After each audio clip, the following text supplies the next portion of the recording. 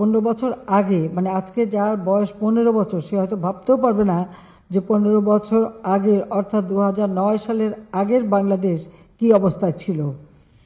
আজকে বাংলাদেশ সেখান থেকে অনেক পরিবর্তন এসেছে। আমাদের প্রবৃদ্ধির হার বেড়েছে, মাথাপিছু আয় বৃদ্ধি পেয়েছে, 5 গুণ আমরা বৃদ্ধি করেছি। সবচেয়ে বড় কথা, দারিদ্র্যের হার যা আমরা পেয়েছিলাম 41.51%, আমরা তা কমিয়ে 18.7% নামিয়ে আনতে সক্ষম হয়েছি। আমাদের লক্ষ্য ছিল যে অন্তত আমরা 16 বা 17% নামিয়ে আনবো, যেটা আন্তর্জাতিক মানদণ্ডে একটা গ্রহণযোগ্য অবস্থান। আমরা সেটা করতে পারতাম যদি এই কোভিড-19 অতিমারি না দেখা দিত, আর রাশিয়া ইউক্রেন যুদ্ধ না হতো, স্যাংশন, কাউন্টার স্যাংশন, বিশ্বব্যাপী জিনিসের দাম, মূল্যস্ফীতি, প্রত্যেকটা খাদ্যপণ্যের দাম বেড়ে গেছে, তেলের দাম বেড়েছে, জ্বালানি তেলের দাম বেড়েছে, গ্যাসের দাম বেড়েছে, পরিবহন খরচ বেড়েছে। এগুলি যদি না হতো আমরা কিন্তু আরও দ্রুত এগিয়ে যেতে পারতাম এবং আমাদের দারিদ্র্যের হার আরও কমাতে পারতাম।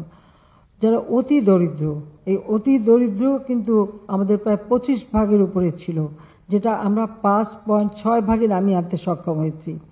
এত দ্রুত অতি দরিদ্রের হার কমানো আমার মনে হয় পৃথিবীর কোনো দেশ এটা পারেনি। এটা আমাদের পক্ষে সম্ভব হয়েছে, এটা আওয়ামী লীগই পারে।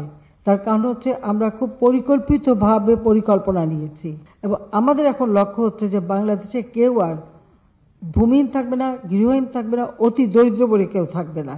অন্তত সকলেরই কিছু উন্নত হবে। আজকের বাংলাদেশ বিশ্বে 35তম বৃহৎ অর্থনীতির দেশ হিসেবে আমরা স্বীকৃতি পেয়েছি এবং আমাদের মাথাপিছু আয় $2,765 মার্কিন ডলারে উন্নীত হয়েছে। আমরা আরও বেশি বাড়িয়েছিলাম, কিন্তু এই কোভিড-19 জন্য আর করতে পারিনি। তার কারণ সেই সময় আমি সকল অর্থ খরচ করার একটা জায়গা, সেটা ছিল আমাদের মানুষকে কোভিড-19 থেকে, এই অতিমারি থেকে সুরক্ষা দেওয়া। বিনা পয়সায় আমরা ভ্যাকসিন দিয়েছি, বিনা পয়সায় টেস্টিংয়ের ব্যবস্থা করেছি। পৃথিবীর অনেক অর্থশালী সম্পদশালী দেশও কিন্তু তা করে নাই। এমনকি আপনি আমেরিকা বলেন, ব্রিটিশ বলেন, ইউরোপিয়ান দেশ বলেন, অর্থনৈতিকভাবে উন্নত দেশ, তারাও কিন্তু করেনি।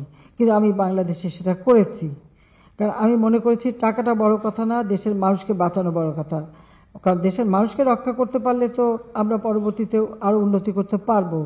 সেদিকে লক্ষ্য রেখে আমরা কিন্তু এই স্বাস্থ্যসেবা জনগণের দোরগোড়ায় পৌঁছে দিয়েছি এবং এই ভ্যাকসিন এবং টিকা আমরা দিয়েছি। দিয়ে আমরা আমাদের কোভিড-19 ভালোভাবে আমরা সুরক্ষা মানুষকে দিতে পেরেছি।